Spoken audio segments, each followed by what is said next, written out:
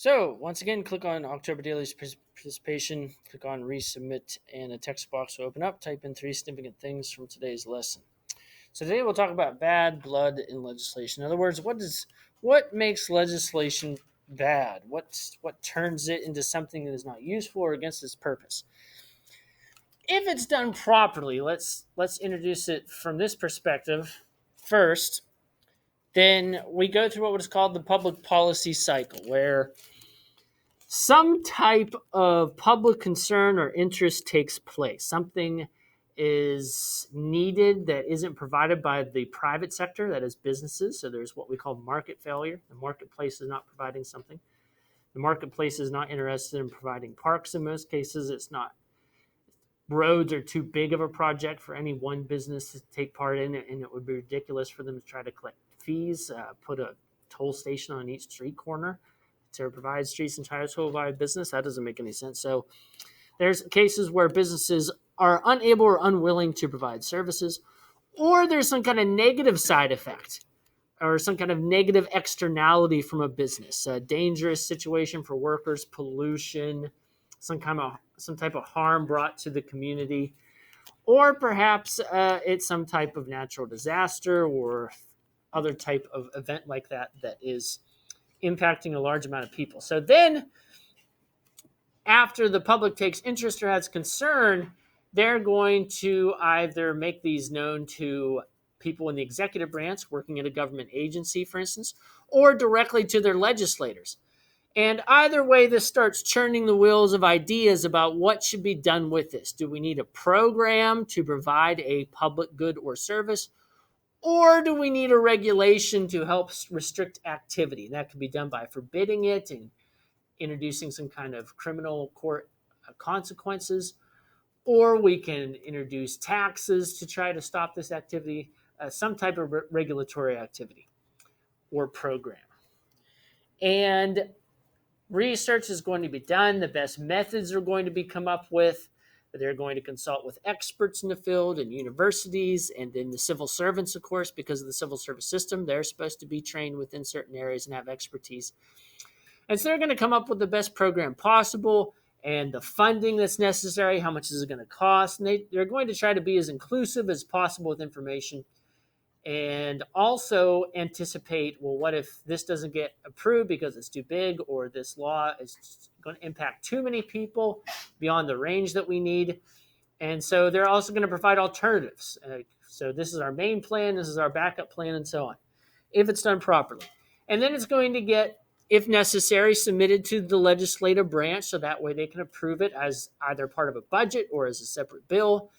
And these kind of things could happen at the local level, be approved by city council, be approved by the state legislature, or if it's big enough, then approved by the national government in Congress. And then these programs are going to be implemented and they're going to be utilized, hopefully, to take care of whatever the original problem was.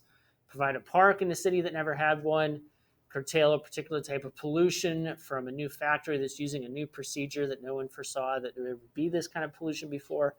Whatever the problem was, hopefully it is going to be directly targeted toward that, and it's going to help solve it. And then, of course, if it's also being used properly, then in the future changes will be made. Every so often it will be revised and reformed. We'll go back and look at it later. And this is even true for broader things like President Trump. One of the things he ran on, for instance, in 2016, something that probably the one thing he's been consistent on his entire life, because he's a liberal Democrat for most of his life, was trade deals. We shouldn't just sign them and then walk away. We should renegotiate them every once in a while, and that's true. Any type of government policy, every so often, every 1 year, 5 years, 10 years, whatever it might be, you should go back and look at it and say, is this best for now? Just because we've been doing it the same way all this time is an illogical rationale. You should really look at it from this perspective of, is this still working and what should be done to change it? Here's where kind of the bad blood leaks into this process. One of the goals, of course, of political parties is they would like to be in charge of public policy. And the only way they can be in charge of public policy is if they win elections. And so we've talked about this before, where partisanship turns it into a team sport, where in order to win elections, you have to win. You have to look like you're accomplishing things so that way the people vote for you and you can accomplish even more things in the future. And so parties will flip-flop positions. They'll come out in favor of something that maybe they would have been opposed to last week or the year before. And so that becomes kind of an odd situation. The Republican Party today is in an odd position because President Trump has been kind of a leading voice on trade for a long time, even before he got involved in politics. The Republican Party was really the main pusher for free trade deals that he now criticizes. So they've kind of had to quiet down on that front. The question is when he leaves, will they go back to supporting free trade or not? So these kind of flip-flops happen mainly because of politics. This is what we need to do to win right now. Is that necessarily going to help parties do what's best for the nation? The answer to that is probably not. And so when partisanship leaks into the policy process, they're not looking for necessarily what will make this program the best. They're looking for what will help us succeed and make the other side look bad. And so that partisanship comes into play and means that all of the work that people did on the ground level, the grassroots level, the citizens groups, local government, people within executive branch agencies, or the legislative staff that did all this research and putting these plans together, that can be completely negated by the political need of the party. And we mentioned seniority in the bell ringer. That can also be a problem because new members probably ran on often, when they first get elected to Congress, for instance, a particular issue that they care a lot about. And so they, of course, brought up healthcare, maybe their own experience and how they think things should change. And so they put a lot of time and effort into research because that's how they presented themselves to the public. They put forward, this is my poly position and why I want to get elected. And so the people chose them. But then they get to Congress and then they're a new member. So their ideas and their proposals for bills are going to maybe be put onto the end of the calendar of business, maybe not until later in the year. If changes are going to be made, of course, the preference goes to more senior members first to make amendments and to give floor speeches. And so even though this person might have the best ideas and did the most research, it might be trumped by seniority. And so that's where seniority can also be a negative thing.